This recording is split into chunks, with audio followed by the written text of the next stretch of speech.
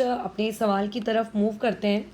ये अगेन मैं बता देती हूँ तुम लोगों की जो बुक्स है उन बुक्स में ये वाले इस टाइप के सवाल एक्चुअल में है ही नहीं, ठीक है। बट अपन इन्हें करेंगे। और एक बात का बस तुम इसमें ख्याल रखना करके कि ये वाली जो चीज़ें हैं इन्हें अपने नोट्स कॉपी में अच्छे से लिखना, और अच्छे से लिखने के बाद करके इसे ढंग से वाला काम करोगे। अदरवाइज़ क्या हो जाएगा कि मैं तो यहाँ पे कराती जाऊँगी और तुम लोगों का जो पार्ट है वो पीछे छूटता जाएगा करके, ठीक है। चलो तो अभी हम आगे बढ़ते हैं। जैसे यहाँ वाले सवाल में तुमसे बोला गया है कि आपको ऑब्वियस है कि एक क्वाड्रेटिक इक्वेशन ढूंढनी है, और उस क्वाड्रेटिक इक्वेशन में तुम्हें क्या करना है, उस पर्टिकुलर चीज़ को उसके कुछ गिवन पार्ट दिए हैं। जैसे अब एक बात याद रखना, अगर तुम्हें एक क्वाड्रेटिक इक्वेशन ढूंढनी है तो उस क्वाड्रेटिक इक्वेशन का जो आपको रूट पता होना चाहिए, है ना। तो पहले तो हम ये अज्यूम कर लेते हैं कि इस पर्टिकुलर क्वाड्रेटिक इक्वेशन का जो रूट है वो आपके पास है 2। तो लेट अल्फ़ा एंड बीटा, ठीक है, be the roots of the quadratic equation, be the roots of required quadratic equation करके, ठीक है, कि जो क्वाड्रेटिक इक्वेशन आपके पास रिक्वायर्ड है ये उसके रूट्स हैं।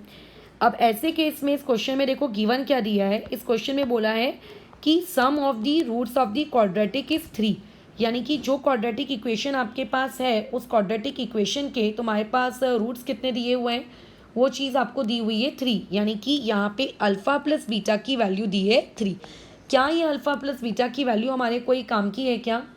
अच्छा, अब उसमें एक बात का ख्याल रखना कि जब भी तुम लोगों को ये जो रहता है क्वाड्रेटिक इक्वेशन बनाने को जब वो कहता है, तो ऐसे केस में हमेशा वहाँ पे क्वाड्रेटिक इक्वेशन का फॉर्मेट ना कुछ इस प्रकार का रहता है, ये alpha plus beta x plus alpha into beta equal to 0, यानी कि वहाँ पर जो ये मेरे पास है करके ये मेरे काम का तो रहता है, राइट, ये मेरे काम का तो रहता है।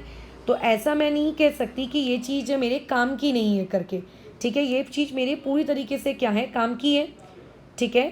तो अब आगे बढ़ते हैं। एक अल्फ़ा बीटा की और ज़रूरत है हमें, देखते हैं वो दिया है क्या।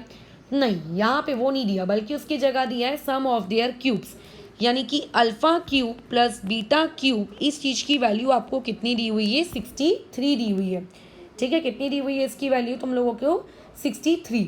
तो ऐसे केस में जब मेरे को अल्फ़ा इंटू बीटा ही नहीं पता होगा तो मैं कैसे क्वाड्रेटिक फ्रेम करूँगी बताओ, है ना, मुझे पता होना चाहिए करके।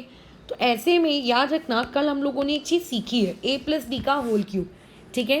तो ए प्लस बी का होल क्यूब क्या बनेगा, अल्फ़ा बीटा के टर्म्स में अल्फ़ा प्लस बीटा का होल क्यूब इक्वल टू कितना आ जाएगा, alpha cube plus beta cube plus आपका 3 टाइम्स ऑफ एक minute, 3 times of alpha beta, और ब्रैकेट में आएगा अल्फ़ा प्लस बीटा, ठीक है।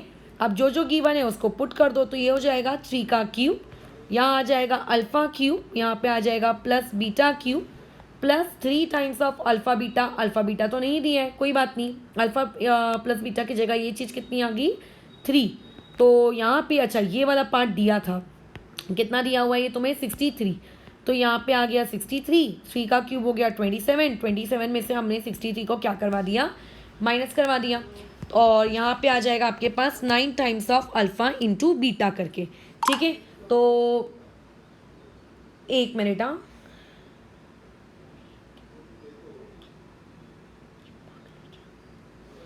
तो ऐसे केस में ये वाली चीज़ आ जाएगी -36, और ये equal to 9 times of alpha into beta. तो यहाँ पे ये हो जाएगा -36 अपॉन में ये 9, ठीक है। और यहाँ पे ये चीज़ कितनी आ जाएगी, इक्वल टू अल्फ़ा बीटा। तो यहाँ पे ये चीज़ कितनी हो जाएगी, alpha into beta equal to में ये कितना हो जाएगा आपका -4, ठीक है। अब मेरे पास अल्फ़ा इंटू बीटा आ चुका है।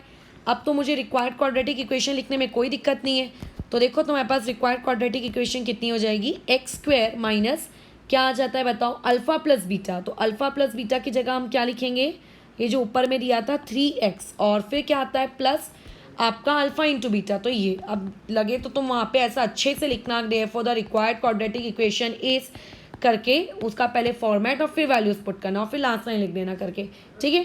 तो ये इस चीज़ का आंसर था। इसमें मुझे नहीं लगता कि कोई गड़बड़ होनी चाहिए करके। तो यहाँ से ये वाला पार्ट अपना फिनिश हो चुका है। अब अगर मान लेते हैं कल को तुम लोगों के पास डिफरेंस होता तो डिफरेंस के साथ कैसे करते, उसका भी इसके बाद का ही इलस्ट्रेशन है, उसको देख लेना, बल्कि वो अच्छा है। एंड इसके बेसिस पे ये वाला होमवर्क तुम अपने लिए ले लो, इस एक सवाल को कर लेना और ये उसका आंसर है, इतना तुम्हारा आना चाहिए करके, ठीक है।